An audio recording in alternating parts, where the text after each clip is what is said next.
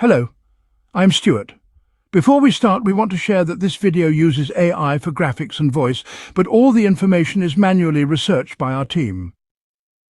Here in the video, we will share the details for the NSLSC error code R019. The error reads, "Before we can allow you to access this service, we need to verify your personal information." As per our research, the error comes when users try to log in to the NSLSC portal. Users have shared that they are unable to access their account and receive the error along with a message asking to verify personal information.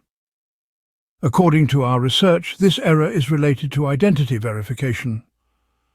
It simply means that the system needs to confirm your personal details before giving access to your account. This error means exactly what it says. You need to call the numbers provided in the message. So go ahead and call the number shared in the error message.